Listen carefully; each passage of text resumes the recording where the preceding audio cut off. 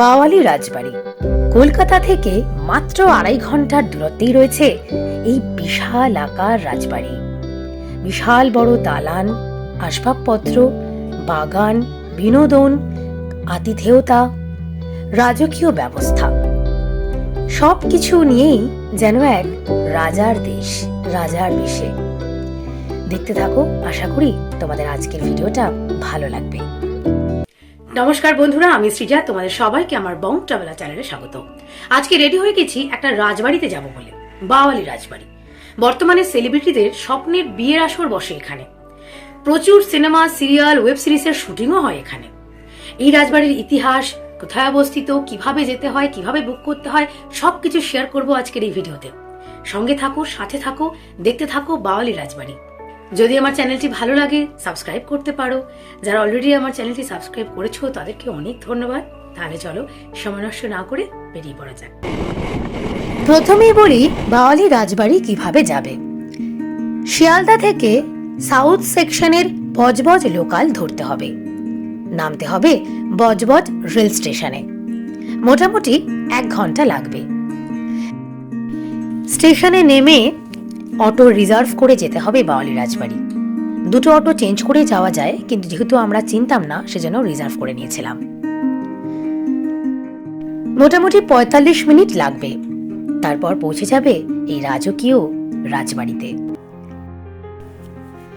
ঢোকার সময় মহিলা স্টাফরা লাল পাড় সাদা শাড়ি পরে এই শঙ্খানাদ এবং প্রদীপের আলোয় তোমাকে বরণ করবে রাজবাড়ির ভেতরে। ভেতরে ঢুকতেই এই বিশাল আকার দালান দেখে কিছু সময় শুধু দেখে যেতেই ইচ্ছা করবে। বর্তমানে বহু সিনেমা, সিরিয়াল, এমনকি হিন্দি ওয়েব সিরিজ, সিনেমার শুটিংও চলে এখানে লাগাতার। বুলবুল ওয়েব সিরিজটি গোটাই এখানে শুটিং হয়েছিল। এছাড়া সত্যজিৎ রায়ের অনেক সিনেমা এই বাওয়ালি রাজবাড়িতে শুটিং হয়েছে। বর্তমানে প্রায় দুটো বাংলা সিরিয়ালের শুটিং চলছে এই বাওয়ালি রাজবাড়িতে। 250 বছরের পুরনো রাজবাড়ি আজকে শুটিং স্পট আর হেরিটেজ রিসর্ট। এছাড়া প্রি ওয়েডিং এর জন্য বুক করা হয়। আমি এই মুহূর্তে বাওয়ালি রাজবাড়িতে দাঁড়িয়ে আছি। এটা হলো বিশাল রাজবাড়ি। আর যেহেতু আমরা শুধু লাঞ্চ বুক করেছি, সমগ্র বাড়ি ঘুরে দেখার পারমিশন নেই, বা যতটা পারমিশন আছে ততটা ঘুরিয়ে দেখাবো আর সমস্ত ইতিহাস বলতে থাকবো। সঙ্গে থাকো, দেখতে থাকো। একটা মজার কথা হলো, এই রাজবাড়ি বাংলার বুকে হলেও এই রাজবাড়ির স্রষ্টা বা সূচনা কোনোটাই কিন্তু এই বাংলায় নয়। বনে এলি গেলি এই কথা থেকে বাওয়ালি কথাটি সৃষ্টি হয়েছে। নাম বাওয়ালি হলেও শব্দটির তাৎপর্য খুব গভীর। কয়েকশো বছর আগে এই অঞ্চলটির নাম ছিল বাওয়ালি। তার কারণও ছিল, এখানকার অধিবাসীদের বলা হতো বাওয়াল সম্প্রদায় বা বাউল সম্প্রদায়। বন জঙ্গলের ওপরেই ছিল তাদের জীবন নির্ভরশীল। মাছ ধরা, মধু সংগ্রহ করা ছিল তাদের প্রধান জীবিকা। বাঘের দেবতা দক্ষিণ রায়, বনের দেবী বনবিবির পুজো করতেন তারা। এই রাজবাড়িটি কিন্তু শুধুমাত্র এই প্রাসাদে সীমাবদ্ধ নয়। এর পাশেই রয়েছে বিশাল রাস মন্দির। সেই মন্দিরটিও ঘুরে দেখাবো। মোটামুটি 400 বছর আগের কথা। তখন রাজত্ব করতেন মুঘল সম্রাট আকবর। বাকিটা পরে বলছি, আগে একটু ঘরের এপাশ ওপাশ দেখে নেওয়া যাক। আমি আর মা শুধুমাত্র পার হেড 1538 টাকা দিয়ে লাঞ্চ বুক করেছি। সেই জন্য বাওয়ালি রাজবাড়ির দোতলায় বা ছাদে যাওয়ার অনুমতি নেই। লাঞ্চ বুক করলে শুধুমাত্র চারপাশে, মানে উঠোনে, দালানে, বাগানে, সব জায়গায় তুমি ঘুরতে পারবে। এখানে বসে সময় কাটাতে পারবে। যে কোনো জায়গায় তুমি ছবি তুলতে পারবে, ভিডিও করতে পারবে, সমস্ত জায়গায় ঘোরাফেরা করতে পারবে, কিন্তু দোতলায় আর ছাদে যেতে পারবে না। ঠিক আছে, তাই সই। যেটা বলছিলাম, 250 বছর আগে এই রাজবাড়ি তৈরি, কিন্তু এর সূচনা কোথায়? এর সূচনা আকবরের হাত ধরে। আকবরের সেনাপতি ছিল মান সিংহ, আর সেই মান সিংহের প্রিয়পাত্র ছিল সেনা আধিকারিক রাম রায়, যিনি খুব সফলভাবে দস্যু দমন করার জন্য তাকে এই বাংলার বুকে 3 লক্ষ একর জমি এবং মণ্ডল উপাধি দেওয়া হয়। তিনি এই বাওয়াল সম্প্রদায়ের জায়গায় এসে গড়ে তোলেন বাওয়ালি রাজবাড়ি। সেই মণ্ডল উপাধি নিয়ে এবং 3 লক্ষ একর জমি নিয়ে এই বাংলার বুকে রাম রায়ের জমিদারি শুরু হলো বাওয়ালি রাজবাড়ি বানানোর মধ্য দিয়ে। এই জমিদার পরিবার ছিল কৃষ্ণের উপাসক। ও আর একটা কথা, এই রাম রায়ের আসল বাড়ি কিন্তু ছিল উত্তরপ্রদেশ এলাকাতে। রাম রায় কৃষ্ণের উপাসক ছিলেন বলে তিনি বেশ কয়েকটি কৃষ্ণ মন্দির, এছাড়াও শিব মন্দির, নবরত্ন মন্দির গড়ে তুলেছে বাওয়ালি রাজবাড়ির পাশেই। দেখাবো এই বাড়ি থেকে বেরিয়ে যাওয়ার পরে। আপাতত রাজবাড়ি ঘুরে দেখাই। এই যে ঘরগুলি দেখা যাচ্ছে, এগুলি প্রত্যেকটি ভাড়া দেওয়া হয়। প্রত্যেক দিন নাইট হিসেবে, ডে আউট হিসেবে এগুলি ভাড়া নেওয়া যায়। বিভিন্ন রেঞ্জের ঘর রয়েছে, ব্যবস্থাও বিভিন্ন রেঞ্জের রয়েছে। আমি সমস্ত ডিটেলস ডেসক্রিপশন বক্সেও দিয়ে দেবো, কার সাথে যোগাযোগ করতে হবে এছাড়াও ভিডিও শেষে বলে দেব। দেখতে থাকো সম্পূর্ণ ভিডিওটি। চারিদিকে ঘুরতে ঘুরতেই বেশ খানিকটা সময় কেটে যাবেই। একটা দোলনাও দেখলাম, ব্যাস ঝোপ বুঝে কোপ, কিছুক্ষণ দোলনা দুলে নিতে পারো কিন্তু। এছাড়াও রয়েছে সুইমিং পুল। এই রাজবাড়িটিকে হেরিটেজ রিসর্ট বানিয়ে দেওয়ার জন্য যেমন সাবেকিয়ানা রয়েছে, তার সাথে সাথে আধুনিকত্বার কোনো অভাব নেই। শুধুমাত্র রুম বুক করলেই এই সুইমিং পুল ব্যবহার করার অনুমতি মেলে, কিন্তু ফটো আর ভিডিও করা যাবে। প্রত্যেকের জন্য লনের বাইরে যে বাথরুম দুটি করা রয়েছে সেটিও যথেষ্ট পরিষ্কার পরিচ্ছন্ন এবং সব রকম ব্যবস্থা সম্পন্ন। দুটো বিশাল বিশাল আয়না, বেসিন, বাথরুম, চেয়ার সবকিছুই রয়েছে। এই রাজবাড়িটিকে কমার্শিয়ালাইজ করে একটা ভালো কাজ করেছে যে এর ভেতরে অ্যাটলিস্ট ঢোকা যায়। আমি যে বেলগাছিয়া রাজবাড়ি তোমাদের আগে দেখিয়েছিলাম, সেটা নিয়ে যে ব্লগ করেছিলাম, যারা দেখেছো তারা জানো, সেটি তো এমনভাবেই দখল হয়ে গেছে যে তার ভেতরে কেউই ঢুকতে পারে না। কিন্তু বাওয়ালি রাজবাড়ি রিসর্ট বানিয়ে দেওয়ার জন্য অ্যাটলিস্ট যারা চাইবে তারা ভেতরে এসে কিছুক্ষণ সময় কাটাতে পারে এবং ইতিহাসকে ছুঁয়ে দেখতে পারে। বিশেষ মুহূর্ত, বিশেষ দিন উদযাপন করারও ব্যবস্থা রয়েছে। সাবেকিয়ানার সঙ্গে আধুনিকত্বর এক সুন্দর মেলবন্ধন ঘটেছে এই বাওয়ালি রাজবাড়িতে। গাছপালা, ঝর্ণা সবকিছু নিয়েই একটা জমজমাট পরিবেশ। প্যাভিলিয়ন লনে ডিনার এবং লাঞ্চের ব্যবস্থা করা হয়েছে। আমরা এখন সেদিকেই যাচ্ছি।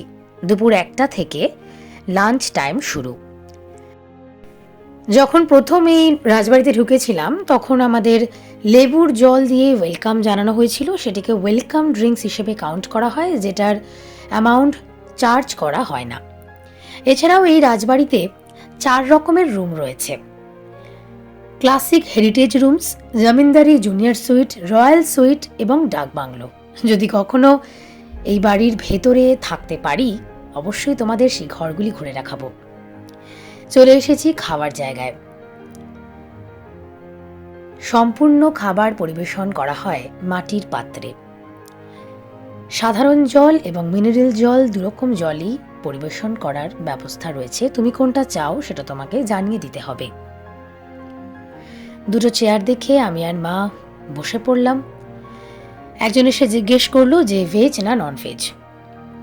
বললাম নন ভেজ।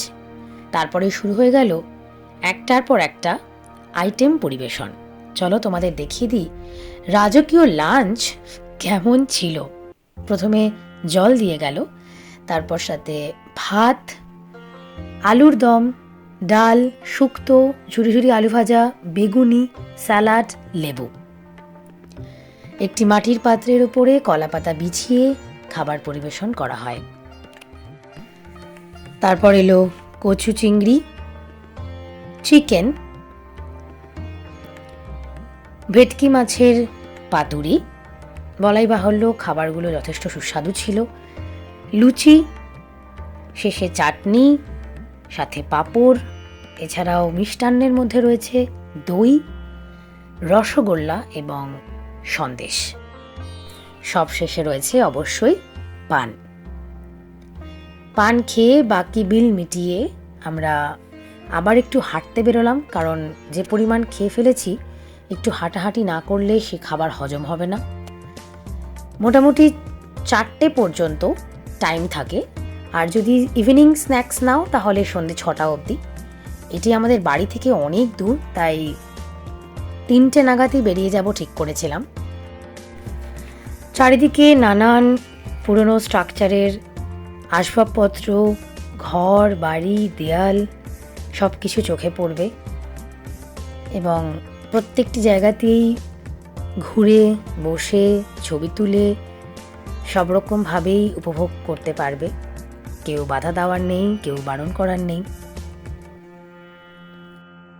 একটা কথা বলতেই হবে যে কলকাতা শহরের বাইরে যতগুলি রাজবাড়ি রয়েছে, হ্যাঁ সবকটি আমি এখনো দেখিনি, তবে যে কটি দেখেছি তার মধ্যে বলতে পারি যে এই বাওয়ালি রাজবাড়িটিকে কিন্তু খুব সুন্দর করে মেনটেন করা হয়েছে।